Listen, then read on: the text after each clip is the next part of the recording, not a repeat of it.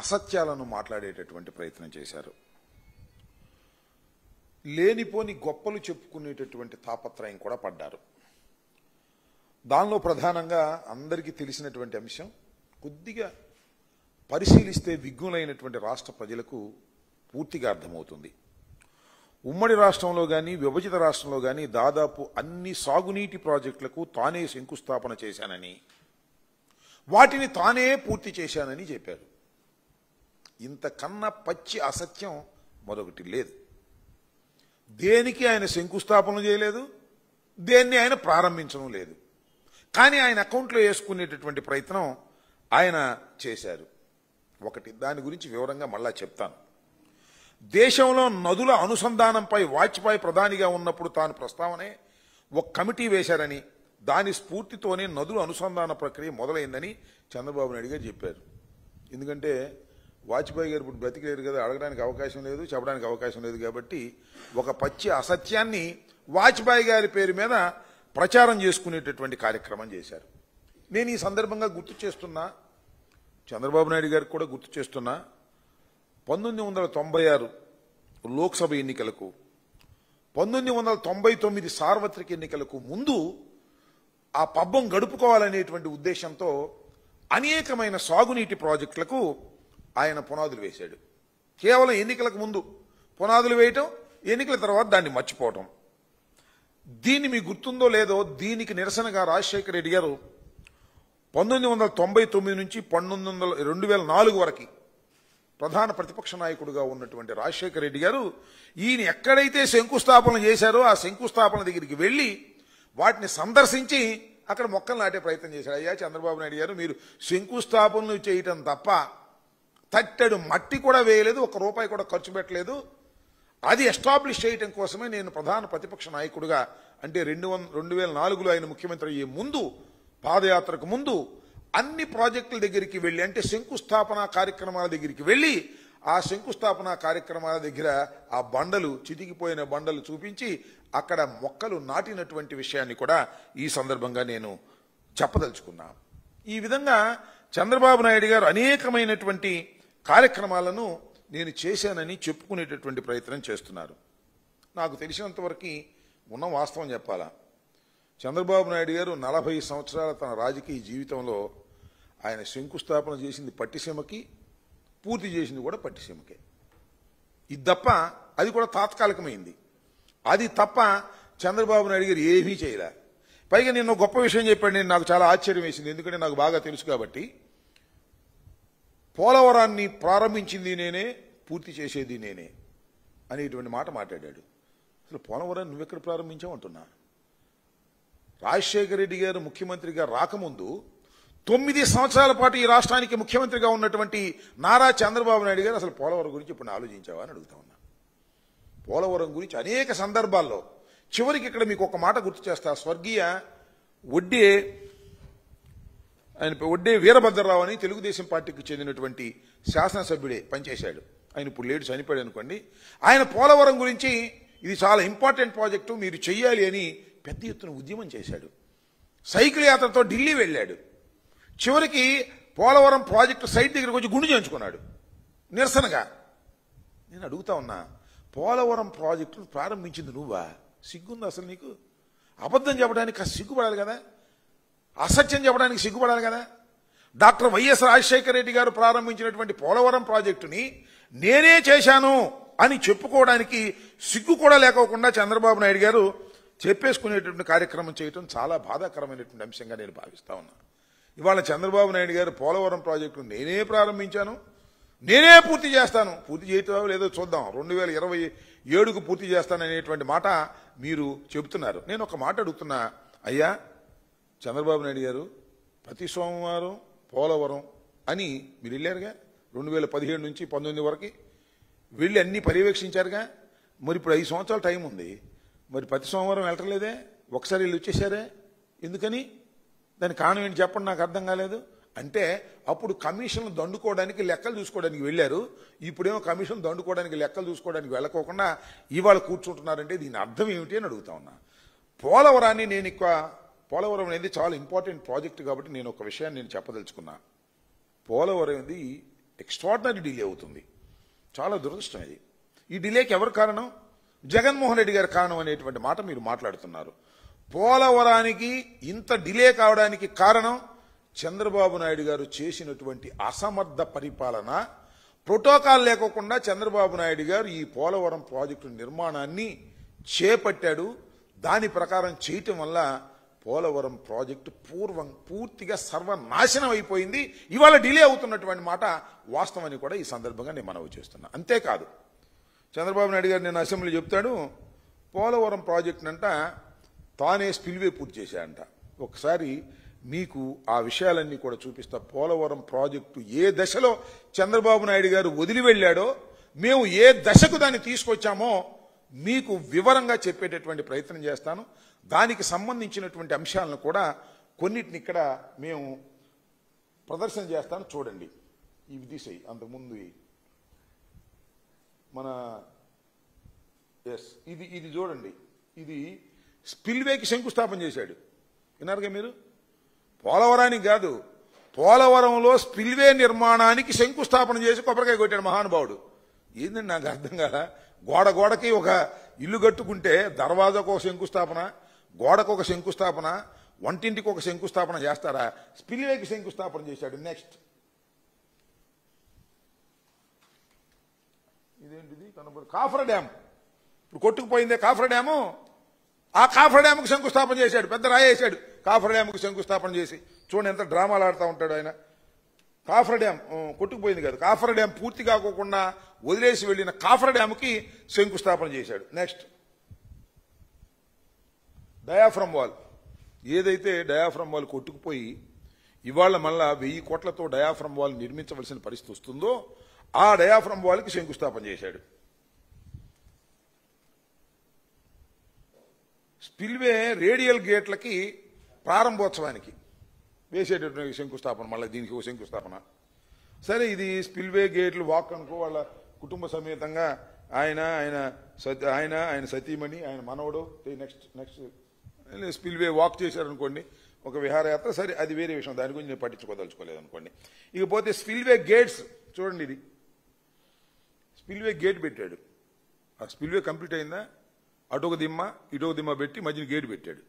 Gate పెట్టిన తర్వాత ఒక్కసారి ఇక్కడ మీకు వీలైతే ఆ భజన కార్యక్రమం తీసుకురా ఒకసారి. అది వీలవుద్దా? ఈ గేటు పెట్టి గేటు దగ్గర ఈ గేటు మీరు వినాలి. చాలాసార్లు విన్నాం, అసెంబ్లీలో కూడా జగన్మోహన్ రెడ్డి గారు చెప్పారు. గేటు పెట్టిన రోజున భజన కార్యక్రమం చూడండి. వెయ్యి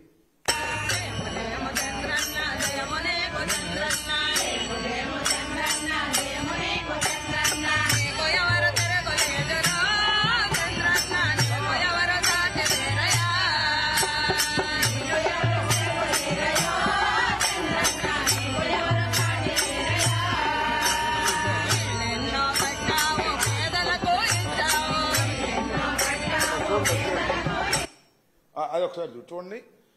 అసలు స్పిల్వే ఏమన్నా నిర్మాణం పూర్తయిందా? ఇక్కడ ఒక దిమ్మ అక్కడ దిమ్మ ఉంది, అదంతా నిర్మాణం కంప్లీట్ కాల. అందుకొని చూపిస్తున్నా. భజన సంఘం సరేలే, ఈ భజన బస్సుల్లో జనాన్ని తీసుకెళ్లి భజన చేయించాడు. ఏమిటి? స్పిల్వే కంప్లీట్ కాకోకుండానే 2 గేట్లు 2 దిమ్మలు వేసి ఆ దిమ్మల దగ్గర గేటు పెట్టి రేకు పెట్టి భజన చేసే కార్యక్రమం చేసి, స్పిల్వే కంప్లీట్ కాకోకుండానే స్పిల్వే కంప్లీట్ అయిపోయినట్టుగా చేసినటువంటి దుర్మార్గమైన కార్యక్రమాలు. ఇంకోటి, అసలు స్పిల్వే చంద్రబాబు నాయుడు గారు 2019లో స్పిల్వే ఏ మేరకు పూర్తయిందో, అంటే మేము హ్యాండ్ ఓవర్ చేసే సమయానికి, అది ఒకసారి ఇది కాదు, నెక్స్ట్ ఇది కాదు ఇది next. This is the situation. Spillway యొక్క సిచ్యుయేషన్ వైఎస్ఆర్ కాంగ్రెస్ పార్టీ అధికారంలోకి వచ్చే సమయానికి ఇది పరిస్థితి. స్పిల్వే నేను పూర్తి చేశాను అంటాడు. ఈ ముందు చూసారా, ఇది కాంక్రీట్, గిన్నీస్ బుక్ రికార్డు ఎక్కింది కాంక్రీట్ అని చెబుతున్నాడు. ఇది ఈ కాంక్రీట్ వేసి, అంటే వాటర్ పడుతున్నప్పుడు గుంటలు పడకోకుండా ఉండేందుకు వేసే కాంక్రీట్ను మాత్రం ముందేసి పారేశాడు. ఈ స్పిల్వేని మాత్రం పూర్తి చేయలే. ఇది ఈ దశలో వదిలి వెళితే మేము ఏ దశకు తీసుకొచ్చామో మీకు ఆ ఫోటో కూడా చూపిస్తా. Next, this is the complete picture. ఈ దశకు తీసుకొచ్చాం స్పిల్వేని మేము. చంద్రబాబు నాయుడు వదిలేసి వెళ్ళిపోతే ఇవాళ చెప్తున్నాడు స్పిల్వే నేనే పూర్తి చేశాను అంటున్నాడు. అబద్ధాలు. Next, this is the coffer dam. వాళ్ళు అది కాఫర్ డ్యామ్ వాళ్ళు చేసింది. మేము కంప్లీట్ చేసి కాఫర్ డ్యామ్ను పూర్తి చేసినటువంటి పరిస్థితిని మేము తీసుకొచ్చాం. నెక్స్ట్ ఇది కూడా కాఫర్ డ్యామ్, దిగువ కాఫర్ డ్యామ్, ఇది ఇందాక దిగువ కాఫర్ డ్యామ్. ఈ రెండు కూడా వైఎస్ఆర్ కాంగ్రెస్ పార్టీ అధికారంలోకి వచ్చిన తర్వాతే ఈ రెండింటిని పూర్తి చేశాము. నెక్స్ట్ ఈ గ్యాప్, ఇది వరద. చంద్రబాబు నాయుడు గారి కాలంలో ఇక్కడొక గ్యాప్ వదిలిపెట్టారు, అక్కడొక గ్యాప్ వదిలిపెట్టారు, అక్కడొక గ్యాప్ వదిలిపెట్టారు, అక్కడొక గ్యాప్ వదిలిపెట్టారు. ఈ మధ్యలో ఉందే, ఈ మధ్యలో డయాఫ్రమ్ వాల్ వేశారు. ఈ గ్యాప్ నుంచి నీరు వెళ్లి ఉధృతంగా కొట్టేసింది, పెద్ద పెద్ద గుంటలు పడ్డాయి, చివరికి డయాఫ్రమ్ వాల్ కొట్టుకుపోయింది. డయాఫ్రమ్ వాల్ కొట్టుకుపోవడానికి ప్రధానమైన కారణం జగన్మోహన్ రెడ్డి గారి పరిపాలన అంటాడు. కాంట్రాక్టర్లను మార్చడం అంటాడు. కాంట్రాక్టర్లు మార్చింది ఎవరు? నువ్వు మార్చలా? టాల్స్టాయ్ మొట్టమొదటి ఉంది, తర్వాత ఎవరు వచ్చారు? వాళ్ళు పోయి నవయ్య గారిని తీసుకురావాలని నామినేషన్ మీద తీసుకొచ్చావు నువ్వు చేస్తేనేమో అది చాలా గొప్పది, మేం చేస్తేనేమో అది తప్పు, దానివల్లే ప్రాజెక్ట్ నాశనం అయిపోయింది అనేటువంటి మాట మాట్లాడుతూ ఉన్నారు. నెక్స్ట్ సరే, ఇది వాళ్ళ టైంలో ఉంది, ఇది మా టైంలో ఉంది. నేను ప్రజలకు అర్థం కావడం కోసం నేను ఈ పిక్చర్ను కూడా చూపించాలనే ఉద్దేశంతో చూపిస్తాను. నెక్స్ట్ ఇది జల విద్యుత్తుకు సంబంధించిన అంశం.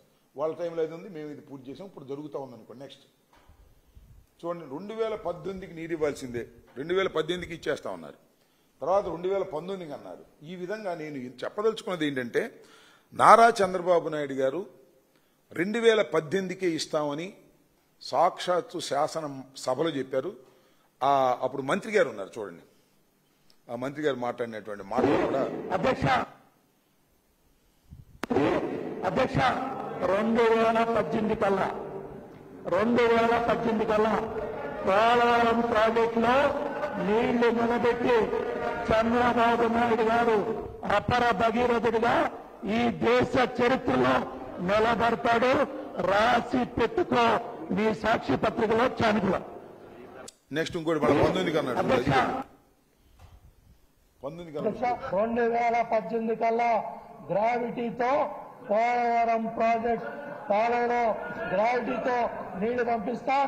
2019 కల్లా పోలవరం ప్రాజెక్ట్ పూర్తి చేస్తామని మీ ద్వారా రాష్ట్ర ప్రజలకు తెలియజేస్తా ఉన్నాను. అధ్యక్ష, చంద్రబాబు నాయుడు గారి టైంలో దురదృష్టం ఏంటంటే ఆయన అన్ని తప్పిదాలకు పాల్పడ్డారు.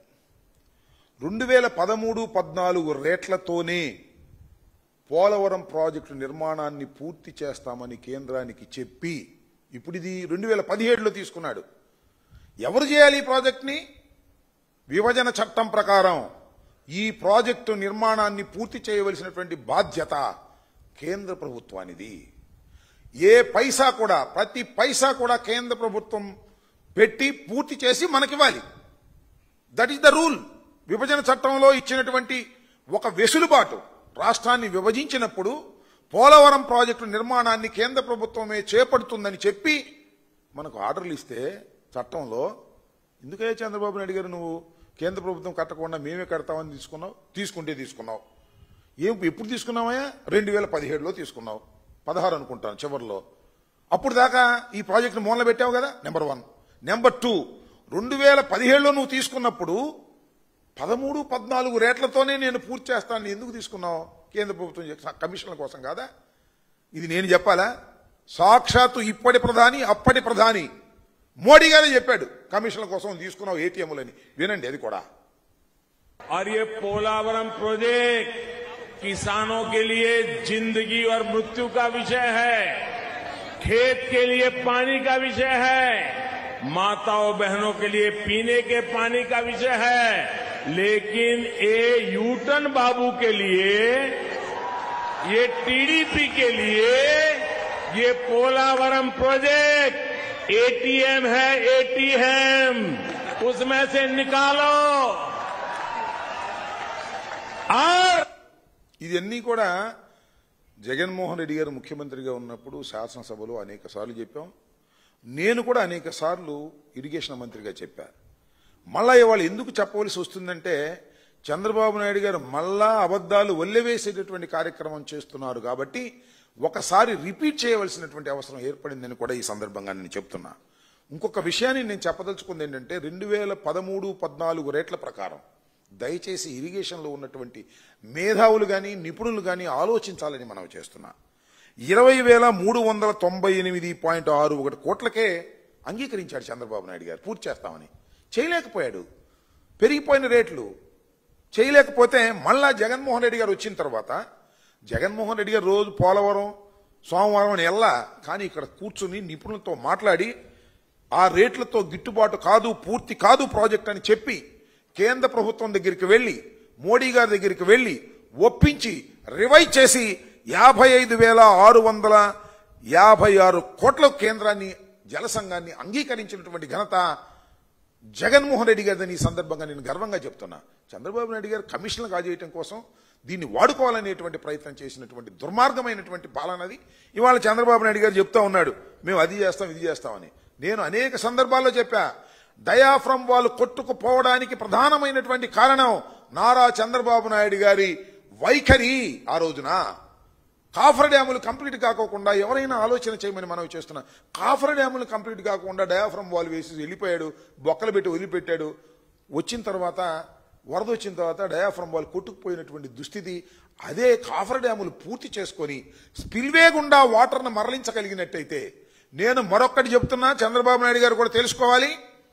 చంద్రబాబు నాయుడు గారికి తెలియదని కాదు, తెలిసినా ఒప్పుకోడు ఆయన. స్పిల్వే ద్వారా నదిని డైవర్ట్ చేసినటువంటి ఘనత 2021లో వైఎస్ఆర్ కాంగ్రెస్ పార్టీదని చెప్తున్నా. స్పిల్వే నిర్మాణం చేశాం, స్పిల్వే మొత్తాన్ని ఎగువ స్పిల్వేకి సంబంధించిన దాన్ని, దిగువన ఉన్నదాన్ని మొత్తాన్ని కంప్లీట్ చేసి నదిని డైవర్ట్ చేసినటువంటి సందర్భం కూడా వైఎస్ఆర్ కాంగ్రెస్ పార్టీ టైంలోనే జరిగింది తప్ప చంద్రబాబు నాయుడు గారి టైంలో జరగలేదు. చంద్రబాబు నాయుడు గారు ఎక్కడ బాగా బిల్లులు అవుతాయో అక్కడ బిల్లులు చేసుకుని కమిషన్ తీసుకుని వెళ్లిపోయినటువంటి సందర్భం. అందువల్లనే ఆయన పూర్తి చేయలేకపోయాడు. దానితో పాటు తీవ్రమైనటువంటి నష్టాన్ని కూడా కలిగించినటువంటి వ్యక్తి నారా చంద్రబాబు నాయుడు గారి ప్రభుత్వం అని కూడా ఈ సందర్భంగా నేను చెప్పదలుచుకున్నా. అంతేకాదు, మీరు ఒకసారి చూసినట్లయితే ఆ కేబినెట్ నోట్ పెట్టండి. ఆ కేబినెట్ నోట్లో ఏముందంటే ఒకసారి చూడండి, చూడు. సరే, ఇదే ఎగ్జాక్ట్లీ 41.15 మీటర్లు. ఈ ప్రాజెక్టుని 41.15 మీటర్ల వరకే నీరు నిలుపుకునేందుకే 12,157.53 కోట్లు ఇచ్చేదాన్ని క్యాబినెట్ అంగీకరించింది. అంటే ఫినిష్ 41.15. అసలు యాక్చువల్గా నీటిని నిలపోవలసింది ఎక్కడి దాకా అంటే 55.72 లెవెల్ వరకు నీరు నిలిపితేనే కృష్ణా డెల్టాకు నీరు కానివ్వండి, లేదు ఉత్తరాంధ్ర సుజల స్రవంతికి కానివ్వండి, లేదు మన ఇండస్ట్రియల్ వాటర్ విశాఖపట్నం ఇండస్ట్రీ కానీ జరుగుతుంది. ఇలా ప్రాజెక్టుని గందరగోళం చేసి చివరి కేంద్రం చెప్పినట్టుగా, ఎందుకంటే 45.72 లెవెల్కు నీరు నింపాలంటే కేంద్ర ప్రభుత్వం ఇంకా 30,000 కోట్ల రూపాయలు ఇవ్వాల్సినటువంటి అవసరం ఉంటుందనే ఉద్దేశంతో వారు పక్కన పెడితే చంద్రబాబు నాయుడు గారు కిమ్మనుకోకుండా ఒప్పుకొచ్చేసినటువంటి దుస్థితి. నిజంగా పోలవరానికి ద్రోహం చేస్తున్న వ్యక్తి నారా చంద్రబాబు నాయుడు గారని కూడా ఈ సందర్భంగా నేను చెప్పదలుచుకున్నాను. ఇక అసెంబ్లీలో ఆయన ఇష్టం వచ్చినట్టుగా అసత్యాలను, చాలా కళ్ళు ఆర్పుకోకుండా అసత్యాలను చెప్పేటటువంటి ప్రయత్నం చేస్తున్నారు. అంతేకాదు, ఇప్పుడైతే చంద్రబాబు నాయుడు గారు డయాఫ్రమ్ వాల్ విషయంలో తప్పిదం చేస్తే డయాఫ్రమ్ వాల్ కొట్టుకుపోయిందో, ఆ తరువాత అంతర్జాతీయ నిపుణుల కమిటీని వెయ్యాలని ఆ రోజున నేను మంత్రిగా ఉన్నప్పుడు జగన్మోహన్ రెడ్డి గారి ఆదేశం మేరకు మేము జల సంఘానికి రాస్తే, మేము దిగిపోయే సమయానికి అంతర్జాతీయ నిపుణుల కమిటీ వచ్చింది. వాళ్ళు కమిటీ చెప్పినటువంటి విషయాలను మీకు ఒకసారి ఇక్కడ నేను వివరిస్తాను. ఒకసారి చూడండి, కంపెనీ ఆ రిపోర్ట్స్ కూడా చూడండి. ఒకసారి రిపోర్ట్స్ కూడా నేను చెప్తాను, ఎందుకంటే ఇవన్నీ కూడా చంద్రబాబు నాయుడు గారు అబద్దాలు ఆడేటువంటి కార్యక్రమం చేస్తున్నారు. నెంబర్ 1, దిస్ ఈజ్ డిసెంబర్ 2016 నుండి ప్రాజెక్టు పట్టించుకోలేదని, వరద మళ్లింపు కోసం స్పిల్వే పనులు చేయకుండా ఏకకాలంలో కాఫర్ డ్యాం, ఈసీఆర్ఎఫ్ డ్యాం పనులు చేపట్టారని స్పష్టం చేసిన అంతర్జాతీయ నిపుణుల కమిటీ పైన ఏం చెప్పారంటే, 2016 నుంచి ప్రాజెక్టును పట్టించుకోలేదు, వరద మళ్లింపు కోసం స్పిల్వే పనులు చేయకుండా ఏకకాలంలో, వరద మళ్లించడం కోసం స్పిల్వే పనులు చేయకుండా ఏకకాలం అన్నీ చేశారు. ఏకకాలం చేస్తే కొన్ని పూర్తయినాయి, కొన్ని పూర్తి కాదు, డయాఫ్రమ్ వాల్ కొట్టుకుపోయింది. ఇది నేను చెప్పిన మాట కాదు సుమా, క్లియర్ గా అంతర్జాతీయ నిపుణుల కమిటీ, ఇద్దరు కెనడా వాళ్ళు, ఇద్దరు అమెరికా వాళ్ళు ఉన్నటువంటి కమిటీ, వాళ్ళకేమో సంబంధం లేదు రాజకీయాలు, వాళ్ళు చెప్పినటువంటి అంశాన్ని కోట్ చేసి మరీ చెప్తున్నాను. చంద్రబాబు నాయుడు గారు గుర్తుపెట్టుకోమని మనం చేస్తున్నాం. నెక్స్ట్, పోలవరం ఎగువ కాఫర్ డ్యాం పునాది జెట్ డ్రౌటింగ్ వాల్ 2018 వరకు వరదకే దెబ్బతిన్నదని తేల్చిన అంతర్జాతీయ నిపుణులు. 2018 వరదలకే అంటే వాళ్ళు ఉండగానే అది దెబ్బతినిపోయిందంట. వాళ్ళు తేల్చారు, అప్పుడు వాళ్ళు చూసుకోవాలా, మాకు అంటగట్టి వెళ్ళిపోయినటువంటి సందర్భం. నెక్స్ట్, జీజీ వాళ్ళు 2200 నుంచి 2006 మీటర్ల మధ్య దెబ్బతిన్న దాన్ని సామర్థ్యాన్ని పరీక్షించకుండానే 2018 డిసెంబర్లో ఎగువ కాఫర్ డ్యాం పనులు చేపట్టడంపై నిపుణుల కమిటీ విస్మయం వ్యక్తం చేసింది. అంటే ఈ జెట్ రౌటింగ్ వాల్ 200 నుంచి 260 మీటర్ల మధ్య గ్యాప్లో దెబ్బతిన్న దాన్ని సామర్థ్యాన్ని పరీక్షించకుండానే 2018 డిసెంబర్లో ఎగువ కాఫర్ డ్యాం పనులు మొదలెట్టేశారు. అంటే బిల్లులు చేసుకోవడం కోసం. అది కూడా ప్రమాదాన్ని తెచ్చిపెట్టిందనేటువంటి మాట. నెక్స్ట్, 2018 నుంచే వరద ప్రవహించడం వల్ల ప్రధాన డ్యామ్ గ్యాప్ 2లో డయాఫ్రామ్ వాల్ దెబ్బతిన్నదని స్పష్టంగా చెప్పిన కమిటీ. 2018 అంటే చంద్రబాబు నాయుడు గారు ముఖ్యమంత్రిగా ఉన్న సమయంలోనే వరద ప్రవహించి ఈ గ్యాపుల ద్వారా ఈ డయాఫ్రామ్ వాల్ దెబ్బతింది అనేది అప్పుడు చెప్పింది, మేము వచ్చిన తర్వాత కాదు. ఆయన చెప్తున్నాడు కాంట్రాక్టర్లు మార్చారు, అందువల్ల దెబ్బతినిపోయింది, జగన్మోహన్ రెడ్డి గారి అసమర్థత, అంతా చంద్రబాబు నాయుడు గారి అసమర్థత అని నిపుణుల కమిటీ చెప్పినటువంటి అంశం. నెక్స్ట్, ప్రధాన డ్యాం నిర్మాణ ప్రాంతం మరింత కోతకు గురికాకుండా 220 వరదల తర్వాత రాష్ట్ర ప్రభుత్వం అక్కడ రక్షణ చర్యలు చేపట్టిందని పేర్కొన్న రిపోర్ట్. ఇది మాకు సర్టిఫికెట్ ఇచ్చింది. 2020లో వరద తర్వాత రాష్ట్ర ప్రభుత్వం అక్కడ రక్షణ చర్యలు చేపట్టింది. పెద్ద వరద వచ్చింది, సెకండ్ హైయెస్ట్ పీక్ వరదది. అప్పుడు 2020లో మేము అక్కడ ఉండి పనులు చేయించినటువంటి సందర్భాన్ని అప్రిషియేట్ చేస్తూ అంతర్జాతీయ నిపుణుల కమిటీ కోట్ చేసినటువంటి విషయం అని కూడా ఈ సందర్భంగా మనవి చేస్తున్నాం. అలాగే ఎగువ కాఫర్ డ్యాం, దిగువ కాఫర్ డ్యాములను రక్షించడానికి రాష్ట్ర ప్రభుత్వం విశేషంగా ప్రయత్నించిందని పేర్కొన్న రిపోర్టు. 42.5 మీటర్ల కాఫర్ డ్యాం ఎత్తును పెంచడం గొప్ప ప్రయత్నంగా పేర్కొన్న రిపోర్టు. 42.5 ఒక 2 మీటర్స్ని మేము వరద ఉధృతిగా వచ్చినప్పుడు నేను మంత్రిగా ఉన్నప్పుడే దాన్ని పెంచడం జరిగింది. కాఫర్ డ్యాం యొక్క ఎత్తుని పెంచాం, ప్రమాదం వస్తుందేమనే ఉద్దేశంతో. దాన్ని కూడా ఇది అప్రిషియేట్ చేస్తూ ఇచ్చినటువంటి మాట. ఇవన్నీ కూడా మేము డప్పాలు కొట్టుకునే మాటలు కావు. పక్కన వారు నిపుణుల కమిటీ ఇచ్చినటువంటి రిపోర్ట్ ఉంది, దానికి సంబంధించి చెప్తున్నాం. చంద్రబాబు నాయుడు గారు ఇన్ని అకృత్యాలు చేసి, ఇంత అన్యాయాలు చేసి, మొత్తం టోటల్గా పోలవరం ప్రాజెక్టుని దెబ్బతీసే కార్యక్రమం చేసి ఇవాళ చెప్తున్నాడు 2027కు పూర్తి చేస్తా అంట. అప్పుడేమో 2019కి పూర్తి చేస్తా అంట. ఈ 5 సంవత్సరాలు మేము నాశనం చేశామంట, అందువల్ల దాని రేటు పెరిగింది, టైం పెరిగింది అనేటువంటి మాట చెప్పేటటువంటి ప్రయత్నం, పచ్చి అబద్ధాలు చెప్పేటటువంటి కార్యక్రమం నారా చంద్రబాబు నాయుడు గారు చేస్తున్నారు. ప్రజలు దీన్ని అర్థం చేసుకోవాలని మాత్రమే మీ అందరికీ చెప్తున్నాను. మేము ఇంకోటి కూడా చెప్తున్నా, కరోనా 2 years ఉన్నప్పటికీ కూడా పనులు వేగవంతం కాకపోయినప్పటికీ కూడా వేగవంతం చేసి పనులను పూర్తి చేసే కార్యక్రమాన్ని చేపట్టినటువంటి ప్రభుత్వం వైఎస్ఆర్ కాంగ్రెస్ పార్టీ ప్రభుత్వం అనేది ఈ సందర్భంగా నేను చెప్పదలుచుకున్నాను. చంద్రబాబు నాయుడు గారు చెప్పేటటువంటి అభూత కల్పనలు దయచేసి నమ్మవలసిన అవసరం లేదని, నీటిపారుదల ప్రాజెక్టులకు సంబంధించి డాక్టర్ వైఎస్ రాజశేఖర రెడ్డి గారు ముఖ్యమంత్రి అయిన తర్వాత 1,00,000 ఎకరాలకు నీళ్లు ఇవ్వాలనేటువంటి దృక్పథంతో రాజశేఖర రెడ్డి గారు జలయజ్ఞాన్ని ప్రారంభించి 83 ప్రాజెక్టులను ఏకకాలంలో పూర్తి చేయాలనే ఉద్దేశంతో ఆయన పనులు ప్రారంభించారు. కొన్ని ప్రాజెక్టులను ఆయన చేతులుగా పూర్తి చేసినటువంటి సందర్భం. ఇవాళ పోలవరం అనేది ఈ దశకు వచ్చింది అంటే ఆయన కొబ్బరికాయ కొట్టి లెఫ్ట్ అండ్ రైట్ కెనాల్లను పూర్తి చేసి అనేకమైనటువంటి పర్మిషన్లు తీసుకొచ్చినటువంటి ఘనత డాక్టర్ రాజశేఖర రెడ్డి గారిది. అలాంటి దాన్ని ఇవాళ చంద్రబాబు నాయుడు గారు చెప్పుకునే ప్రయత్నం చేస్తున్నారు. పర్యావరణ అనుమతులు కానివ్వండి, వన్యప్రాణ రక్షణ అనుమతి కానివ్వండి, పునరావాస ప్రణాళిక అనుమతులు కానివ్వండి, ఇలా ఒకటి కాదు, టోటల్గా పోలవరానికి కావలసిన అన్ని అనుమతులను తీసుకొచ్చినటువంటి వ్యక్తి డాక్టర్ వైఎస్ రాజశేఖర రెడ్డి గారు. చంద్రబాబు నాయుడు గారు చెబుతున్నారు అన్ని నేనే శంకుస్థాపన చేస్తారు. పులిచింతలు ఎవరు చేశారు చెప్పండి, నాకు అర్థం కాల. పులిచింతలు ఎవరు చేశారు, ఎవరు ప్రారంభించారు? ఇవన్నీ కట్టుకథలు చెప్పేటటువంటి ప్రయత్నం చేస్తున్నారు.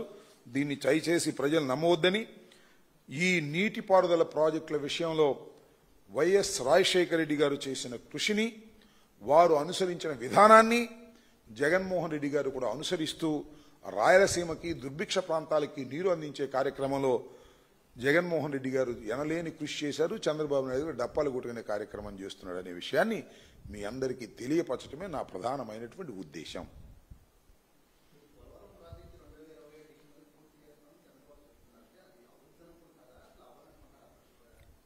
చూద్దాం మరి ఇప్పుడు ఏం జరుగుతుందో. ఇంకోటి కూడా చెప్తున్నాను మీకు, ఈ నిపుణుల కమిటీ వెళ్ళినప్పుడు డయాఫ్రమ్ వాల్ వేసేటటువంటి సందర్భంలో కూడా అనేకమైన తప్పిదాలను వారు గమనించారు, అది కూడా రిపోర్ట్ చేశారు. అక్కడ వర్క్ సరిగా జరగట్లేదనేది కూడా వారి అభిప్రాయం. నాకు తెలిసి 2007కు పూర్తవుతుంది కానీ చంద్రబాబు నాయుడు గారు ఈ కమిషన్ల కక్కుర్తి పడటం వల్ల పనుల్లో సరైనటువంటి క్వాలిటీ లేకుండా చేస్తున్నారనేటువంటి అభిప్రాయం కలుగుతుంది. త్వరలోనే నిపుణుల కమిటీ రిపోర్ట్ కూడా వస్తుంది. అది వచ్చిన తర్వాత ఇంకా తేట తెల్లం అవుతుంది. 2007కి కంప్లీట్ చేస్తాను అని అంటున్నాడు, కానీ నాకైతే నమ్మకం కలగటం లేదు. నమ్మకం కలిగినప్పుడు నేను చెప్తాను. 2007కు కూడా చంద్రబాబు నాయుడు గారు పూర్తి చేయగలుగుతాడని నేను అనుకోవటం లేదు. ఆయన అనుసరిస్తున్న విధానం తప్పు. మా మీద బురదటం తప్ప, అన్ని దొంగ మాటలు చెప్పడం తప్ప వాస్తవాలు చెప్పడం లేదు. ఇంకా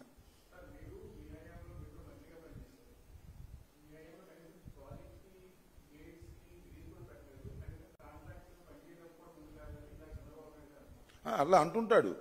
గేట్లు కూడా ఆయన గేట్లు పెట్టేస్తాడు. ఇందాక చూశారుగా మీరు, అటు ఇటు దిమ్మగట్టి గేట్లు పెట్టేశాడు స్పిల్వే కంప్లీట్ కాకుండానే. మా టైంలో గ్రీజ్ కూడా పెట్టలేదు, అందుకే కొట్టుకుపోయాయి. ఇట్లాంటి కబుర్లన్నీ చెప్తున్నాడు. ఆయన పెడతాడు కదా. ఇప్పుడు ఏం చేస్తున్నాడు ఇప్పుడు? సో మా మీద బురదల్లే కార్యక్రమంలో నిమగ్నమై ఉన్నాడు చంద్రబాబు నాయుడు గారు. ఆయన చెయ్యని పనులు కూడా ఆయన చేసినట్టుగా డప్పాలు చెప్పుకునే కార్యక్రమంలో ఉన్నాడు. అది నా సమాధానం.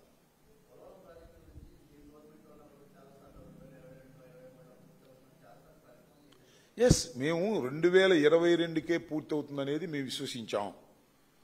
దానికి కారణం ఏంటంటే డయాఫ్రమ్ వాల్ కొట్టుకుపోయిందనే విషయం నిపుణులు చెప్పేంత వరకు నిర్ధారణ కాలేదు. నేను వచ్చిన తర్వాత మీ అందరికీ గుర్తుండే ఉంటుంది, పోలవరం ఎప్పుడు పూర్తవుతుందో స్పష్టంగా చెప్పలేము అని చెప్పాను లేదా? మా టైంలోనే చెప్పింది. మా టైంలోనే 2022కి పూర్తవుతుందని చెప్పాం. కానీ లోపాలను గమనించిన తర్వాత ఎప్పుడు పూర్తవుతుందో చెప్పలేమని చెప్పాం. ఎన్నికలకు ముందు పూర్తి కాదని కూడా చెప్పాను నేను. I know the practicality. నేను వెళ్ళాను, స్టడీ చేశాను. చంద్రబాబు నాయుడు గారు నాకు తెలియగలుగుతానండి, 2019కే పూర్తి చేస్తా అన్న పెద్ద మనిషి ఇప్పుడు ఎందుకు 5 సంవత్సరాలు మళ్ళీ 2007 దాకా తీసుకున్నాడు? డయాఫ్రామ్ వాల్ విషయంలో నేను మనవి చేస్తున్నా, చర్చకు నేను సిద్ధమని చెప్పాను. డయాఫ్రమ్ వాల్ విషయంలో మా వల్లే డయాఫ్రమ్ వాల్ కొట్టుకుపోయిందని చెప్పాడు కదా, దానికి ఇరిగేషన్ మంత్రి గారు వస్తే నేను సిద్ధంగా ఉన్నానని చెప్పా. చర్చకి వాళ్ళ వల్లే కొట్టుకుపోయిందని నేను నిరూపిస్తానని కూడా చెప్పా. అనేక సందర్భాల్లో చెప్పా.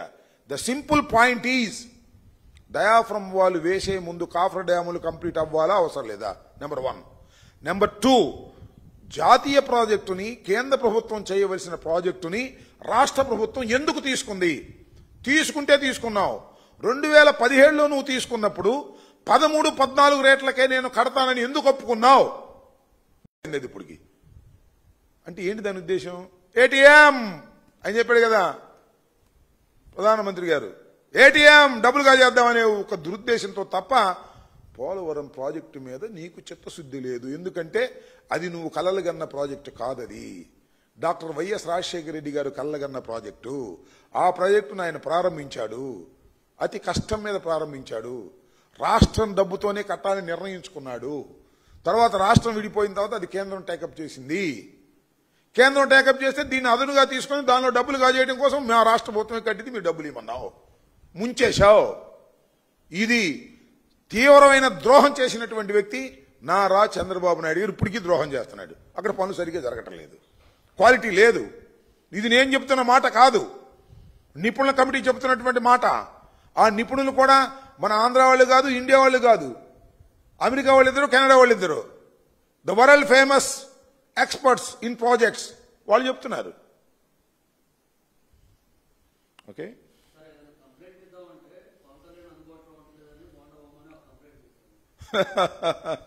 నేను చూసే శాసనసభలో బోండా ఉమా గారు పవన్ కళ్యాణ్ గారిని అందుబాటులో ఉండటం లేదని చెప్పారు. మనం ప్రజలు ఎవరు ఎమ్మెల్యేగా అందుబాటులో ఉండలేదంట. కూటమి ఎమ్మెల్యేకే బోండా ఉమామహేశ్వరరావు గారు కూడా ఉండేది రాజధానిలో ఉంటున్నాడు. అంటే రాజధాని అంటే విజయవాడలో ఉంటున్నాడు, ఈయన విజయవాడలే కదా, ఆయనే అందుబాటులో ఉండలేదంట. ఆ పొల్యూషన్ కంట్రోల్ బోర్డుకు సంబంధించినటువంటి వ్యవహారంలో నిన్న శాసనసభలోనే ఆయన మాట, శాసనసభలో మాత్రమే పవన్ కళ్యాణ్ గారు అందుబాటులో ఉంటున్నాడని, రాష్ట్ర పరిపాలనకి పవన్ కళ్యాణ్ గారు అందుబాటులో ఉండటం లేదని, బహుశా ఆయన ఉద్దేశం సినిమా బిజీలో ఉంటున్నాడని కావాలి. మనం చెప్పింది కాదు, నేను మరొకళ్ళు చెప్తే ఇదేదో విమర్శ కడుపు మంటతో పవన్ కళ్యాణ్ గారి మీద అంటున్నారని జనసేన వాళ్ళు మా మీద పడతారు. ఇవాళ బోండా ఉమ్మగారే చెప్పాడు పవన్ కళ్యాణ్ గారు అందుబాటులో ఉండటం లేదు అని. దీనికి ఏం సమాధానం చెప్తారో వాళ్ళని చెప్పమనండి. పవన్ కళ్యాణ్ గారు కోపం వచ్చి ఉంటారు సహజంగానే, ఆయన ఏమన్నంటే కోపపడతాడు. శాసనసభలో మాత్రం అందుబాటులో ఉన్నాడు అనేది అర్థమవుతుంది. అప్పుడప్పుడు క్యాబినెట్ మీటింగ్కి రావటం లేదండి, ఏంటో మరి విషయం తెలియదు మనకి. అది బోండా ఉమా గారి తెలియాలి, లేకపోతే లోకేష్ గారు తెలియాలి. అప్పుడప్పుడు క్యాబినెట్ మీటింగ్లకి ఆయన అటెండ్ కావడం లేదు. మరి ఏమిటో విషయాలు, మరి అంతర్గతంగా ఏం జరుగుతుందో మాకు తెలియదు. బోండా ఉమా గారే చెప్పాడు పవన్ కళ్యాణ్ గారు రాష్ట్ర ఉప ముఖ్యమంత్రి గారు అందుబాటులో ఉండటం లేదు అని. దీన్ని ఏ విధంగా తీసుకుంటారో తీసుకోండి, నాకు తెలియదు.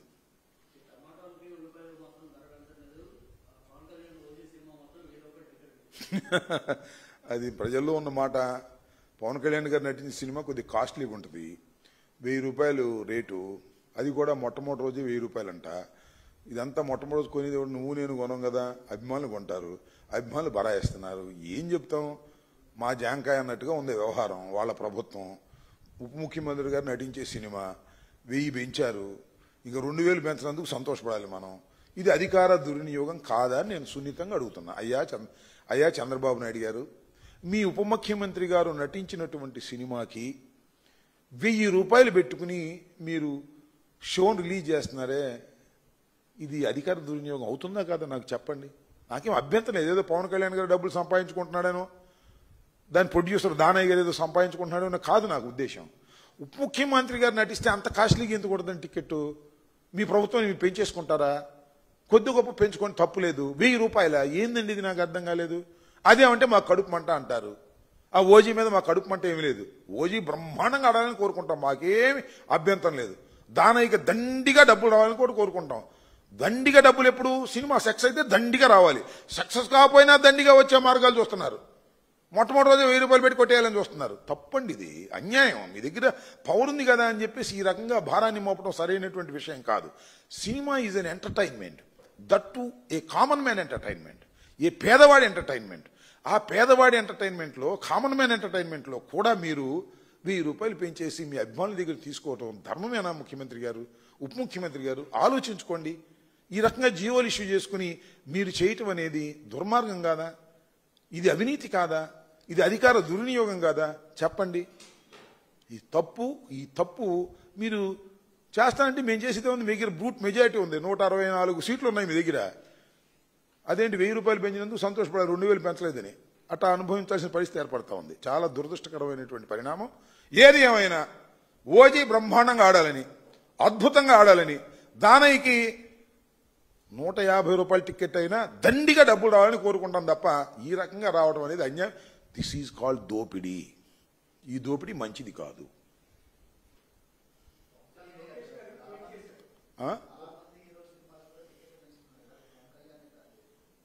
ఏంటండి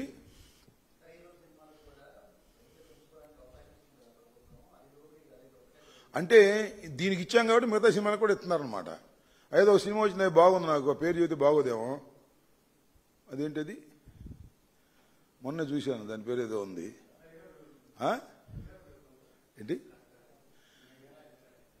కాదయ్యా మిరాయ్, దానికి రేట్లు పెంచలేదే.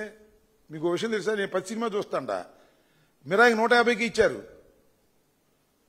మిరాయి చాలా అద్భుతంగా ఉంది, మరి దానికి పెంచలేదే. చాలా గ్రాఫిక్స్ కూడా అద్భుతంగా ఉన్నాయి. సరే దానికి ప్రచారం నాకు ఉంటుంది, నేను చెప్తే నేను చూసి వచ్చా, అద్భుతంగా ఉంది, దానికి పెంచలేదు అబ్బాయి. అంటే ఉప ముఖ్యమంత్రిగా నటిస్తే బాగా పెంచుతారా? నాకు అర్థం కాల. సో పెంచడానికి కూడా ఒక హై బడ్జెట్ మూవీస్కి పెంచుకుంటే తప్పు లేదు, నేను కాదంటలా. కానీ ఉప ముఖ్యమంత్రి గారికి స్పెషల్ ఏంటి అంటున్నా. ఒకటే గుర్తుపెట్టుకోండి, విస్తృతంగా ప్రజలు చూడటం వల్ల డబ్బులు రావాలి తప్ప తక్కువ మంది చూసినా ఎక్కువ డబ్బులు రావాలనుకోవటం తప్పు.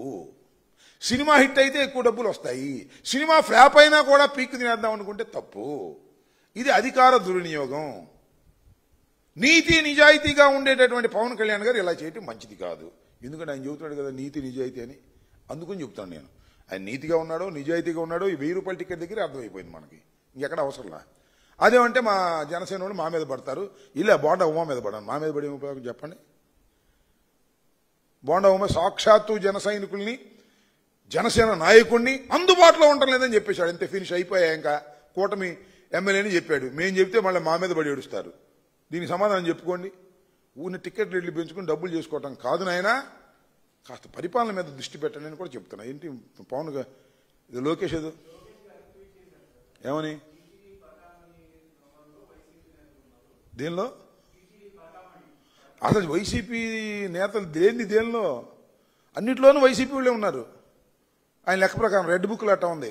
పరకామణిలో ఉంటారు, లిక్కర్లో ఉంటారు, అన్నిట్లోనూ మేమే పెట్టిపారేమను, కేసుల్లో పెట్టేసి లోపల దోసేయమను. అదే పనిలో ఉన్నాడు అబ్బాయి. తొందరపడి మాకరా సుందరబదన ఉంది ముసళ్ళ పండగ. అప్పుడేమైపోయింది, సంవత్సరం అయిపోయింది, ఇంకా 3.5 సంవత్సరాలు ఉన్నాయి. ఈ 3.5 సంవత్సరాలు అయిన తర్వాత ఉంటుంది భజన. మా మీద టార్గెట్ చేసి ఇష్టం వచ్చినట్టుగా తప్పుడు కేసులు పెట్టి, అన్యాయమైన కేసులు పెట్టి, పద్దాల్లోని మమ్మల్ని ఇరికించేటువంటి కార్యక్రమం చేస్తా ఉన్నారు. ఈ కార్యక్రమానికి దీనికి మీరు ప్రతిఫలం అనుభవించక తప్పదు. లోకేష్ అయినా బాబు గారు అయినా.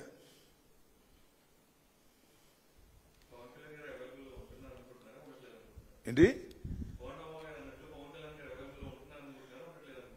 హైదరాబాద్ వాళ్ళకి అవైలబుల్గా ఉంటున్నాడు అనమాట, మనకు తెలియదు. మధ్య నిర్మాతలకే ఆ మధ్య మొన్నటిదాకా నిర్మాతలకు అవైలబుల్గా లేడు నాకు తెలిసి.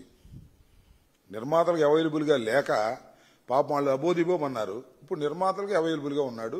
ఆ ఓజీ ఒకటిను ఉస్తాద్ భగత్ సింగ్ ఏదో పూజ చేస్తున్నా అంట. ఆ పూజ చేసిన తర్వాత అవైలబుల్గా ఉంటాడు. అప్పుడు దాకా బిజీగా ఉన్నట్టున్నాడు. పాపం వాళ్ళ బాధ్యత కూడా తీర్చాలి కదా, అందుకని. సరే, ఏది ఏమైనా పవన్ కళ్యాణ్ గారి సినిమాలు అద్భుతంగా ఆడాలని, బాగా దండిగా డబ్బులు రావాలని కోరుకుందాం. మనకేంటి, అది వ్యాపారం, అంతేగా.